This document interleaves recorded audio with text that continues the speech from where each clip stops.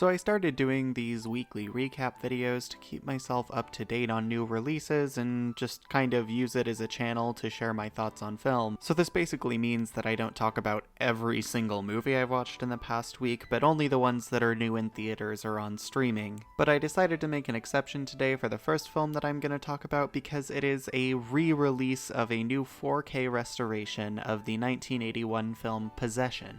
I've seen this once before and would consider it to be one of my favorite films of all time, and I was lucky enough to have the experience of watching this new 4K restoration on the big screen, and it was a fabulous experience. Possession is a horror film from Andrzej Żuławski, who is a Polish director. He shot the film in Germany, but it is in English. It's a pretty multicultural production, and I think that's very cool. This is a very personal film for the director. He made it when he was going through a divorce, and the film is very much about divorce. And if I'm being completely honest, this is one of the most overwhelming, intense, and emotionally draining films I've ever seen. I've never gone through a divorce, but I have gone through really bad breakups. And those incredibly intense, conflicting emotions of both being heartbroken and wanting things to go back to normal, and also unbridled rage at just the thought of that person's face, are captured so incredibly well in this film. As I said, this is a horror film, but honestly, the most intense sequences are just the arguments between the main characters. The energy that's captured is so unbelievably high and unfiltered, and it's communicated both through the performances and the camera work. There's constant camera movement, and the characters are always walking from place to place, and the camera's following as if even it can't keep up with the chaos that's happening on screen. And it would be a crime to talk about this film without talking about the central performance from Isabella Gianni. I am not exaggerating when I say that this may very well be my favorite performance I have ever seen in a movie. I want to try to give examples of why it's so good, but it's just the kind of performance that just has to be seen to be believed. Easily the most iconic scene, and in my opinion, the most viscerally frightening, involves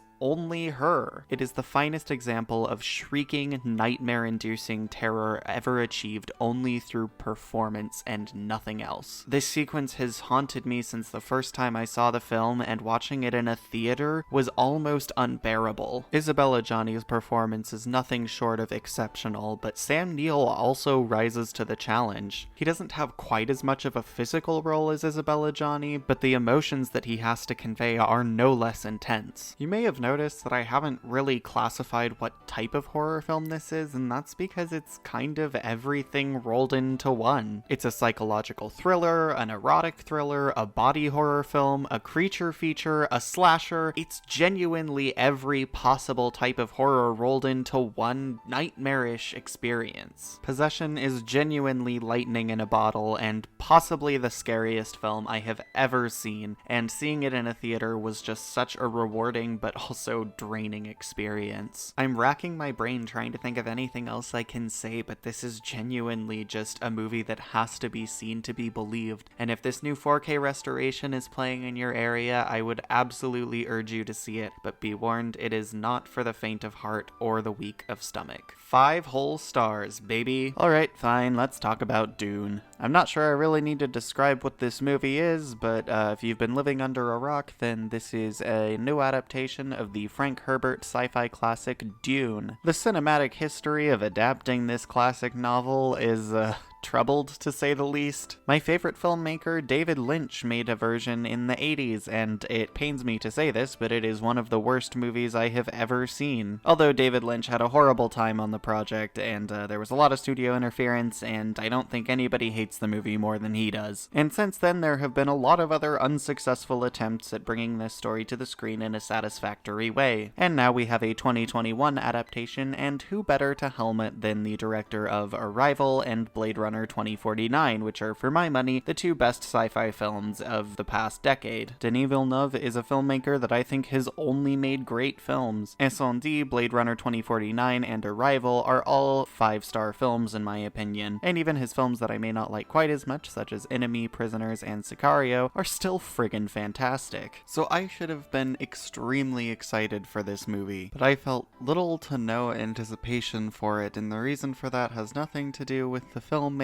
but the fact that I thought the book was so bad that I couldn't even get through it. Sorry, I know, it basically started the sci-fi genre and everything, but I could not get past Frank Herbert's awful writing style and non-existent characterization. I know it's a book that a lot of people hold dear, so I don't want to harp on how much I hate it, but yeah, it's not for me. So you can imagine how conflicted I was going into this. I wanted to love it because it was Denis Villeneuve, but I didn't know if he had it in him to make this story interesting to me personally. And to my surprise, he was kind of able to do that. Regardless of my personal reaction to the film, I think it would be dishonest to call it anything other than great. Denis Villeneuve has pretty much mastered the art of visual storytelling, and every single frame in this film is nothing short of gorgeous. The sense of scale is just conveyed so well in all of his films, but this one in particular. Even watching it on my TV at home, I was struck by how huge everything looked, and how small the characters are in frame. There's really nothing I can say about the visual language of Dune, because it speaks for itself. If the primary reason you go to see a film is to be immersed in a cinematic world through sound and visuals, and to just see incredible spectacle on screen, I don't think there's a single movie I've seen this year that I could recommend to you more than Dune. Where my problems lie with the film are pretty much the same as my problems with the book. The characters and narrative were just not all that interesting to me. In this 2.5-hour film, I can really only think of like 3 actual events that happened, and the rest is just exposition. It's also not the kind of movie that really gives its actors a lot to work with Timothy Chalamet, Oscar Isaac, Zendaya, Rebecca Ferguson, Jason Momoa, Stellan Skarsgård, Josh Brolin, and probably quite a few others that I can't remember off the top of my head. This is quite a star-studded cast, and despite the fact that some of these characters go through some pretty horrible stuff, not a lot of time is dedicated to them sitting with the emotions and processing it. And I get that not every movie has to be a character study, it's just that those are the things I gravitate to in movies like this, where there's a lot of sci-fi spectacle that can distract you from what's going on in the characters' heads. But in other films this director has done, like Arrival, he's shown that he can balance the spectacle and the emotion, and that film breaks my heart every time I watch it. Also, I'm just gonna say it, I think Timothy Chalamet was miscast. It's a hot take, I know. I really struggled to pinpoint exactly what about his performance didn't really strike me as believable, and I came to the conclusion that he doesn't seem to be approaching this material any differently than he would a movie like Call Me By Your Name or even Little Women. I think there's a certain hamminess inherent to sci-fi acting, and not in a bad way, it's just kind of a convention of the genre. And with everyone around him doing that, it feels a little out of place. His character does not feel like he's not from Earth. It's not a performance that actively bothered me, but after seeing how great an actor he can be, it's certainly not his best work.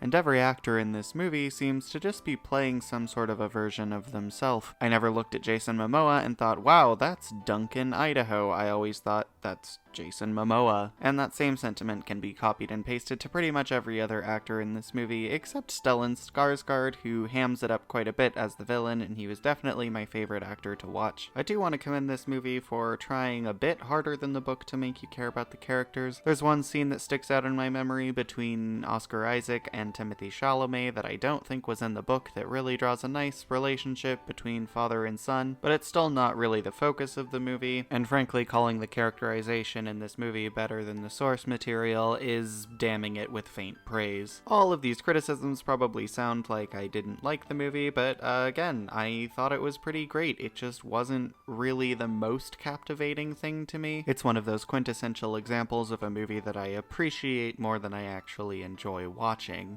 But the fact that it's gearing up to be a huge success, so much so that they've already greenlit part 2, actually does really make me happy. I always love it when very artistic films that were clearly constructed with a lot of passion and forethought also happen to be massive successes that are quite accessible to the mainstream. So even though it's not my movie of the year or anything, I'm genuinely very happy for fans of the book who finally have a great adaptation. And when part 2 hits theaters, I'll definitely be there opening weekend. I'm gonna give Dune 4 stars out of 5. Last Night in Soho is the latest film from Edgar Wright, who you may know from Shaun of the Dead, Hot Fuzz, Baby Driver, and Scott Pilgrim vs. the World. I've always had a hard time connecting with his films, although I tend to find them pretty entertaining, but I admire how accessible his stuff is without sacrificing its artistry. Last Night in Soho feels like the least Edgar Wright movie he's directed, and strangely, it's probably my favorite I've seen of his. He has a very snappy, distinct sense of humor, but this is a movie that takes itself quite seriously. Not that it's without its moments of levity, but this is definitely more of a serious horror thriller than his previous horror comedies like Shaun of the Dead. This movie is about a young woman played by Thomasin McKenzie who moves to London for fashion school. She begins to have dreams of London in the 60s, specifically around a singer named Sandy played by Anya Taylor-Joy. And as these dreams play out, it becomes increasingly clear that not only is she dreaming of a real person, but that Sandy's life was not as glamorous as she initially believed. What really sold me on this film from the get-go is just how likable the main characters are. Thomasin McKenzie's character Ellie is naive and innocent and wide-eyed as she enters London for the first time, and Anya Taylor-Joy plays Sandy as confident and seductive and like someone who knows what she wants and knows exactly how to get it. And this contrast of an innocent character and an experienced one is something that I always find quite captivating. My favorite film of all time is David Lynch's Mulholland Drive, which is very much centered around this idea. But it's not just the two central characters that are fun to watch. In her final on-screen performance, the legendary Diana Rigg plays Ellie's landlord, and she is a very fun character to watch. And Michael Adjeo absolutely stole my heart as Ellie's classmate John. Seriously, there is one scene where he says something to Ellie, and then his smile is just so infectious. I can't imagine watching this and not falling absolutely head over heels in love with him. However, his character does represent one of my biggest criticisms with this movie, and that's that there are more than one instances where characters do not behave in a way that you would expect them to. Without giving away any plot details, he is maybe a bit too forgiving of Ellie's character after some pretty horrible events that are not her fault, but he is willingly placing himself in danger by continuing to associate with her. And I'm not sure I would have paid as much attention to this if I wasn't thinking about the fact that this falls into the trope of a black man pursuing a white woman and catering to her selflessly for the entire runtime. I don't think any malice was intended here, and it really helps that he's a likable character that you want to see more of in the film, but I do think it's worth mentioning, and I'm sure that there are other more nuanced analyses of this aspect of the film that you could find. It didn't ruin the film for me, but it certainly stuck out as an issue. There's also an event that happens in the film that could have been easily avoided if the main character had asked any number of people a very simple question that all of them could answer.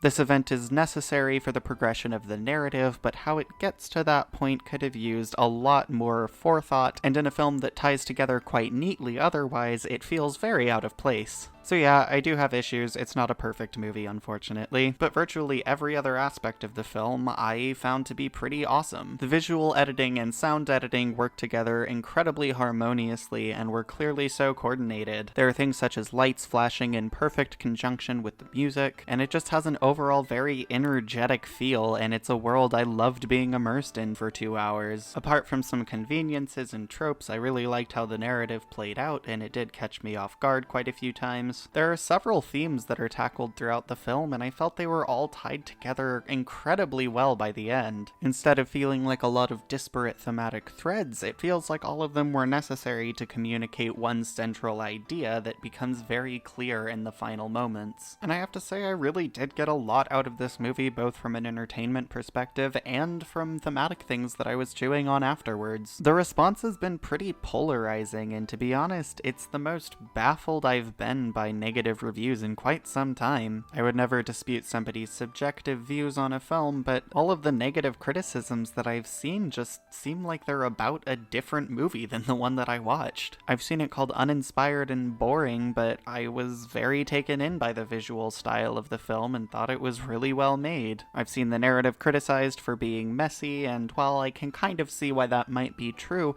it's all tied together so neatly by the end, and I felt quite satisfied by the conclusion. I honestly don't get what there is to dislike about this film as a whole, even though there are definitely individual aspects that bothered me, but that's just my subjective experience. But I feel pretty bad for the people who didn't like this movie, because I had a great time watching it, and I think it's one of the best of the year. I'm gonna give Last Night in Soho 4 stars out of 5. And that does it for this video. I know the time between this one and the last few has been quite a bit longer, but I just didn't see as many movies in theaters lately and had bigger fish to fry. But with that said, I am currently gearing up for the Loft Film Fest, at which I will see a ton of movies, and I will talk about all of them. So stay tuned for that. I'm seeing upwards of 15 movies, so I don't expect them all to be in the same video. I'll probably do 3 per video and spread them out quite a bit. I hope I provided some valuable insight here and convinced you to see some movies that you may not have seen otherwise, and I'll see you again very soon.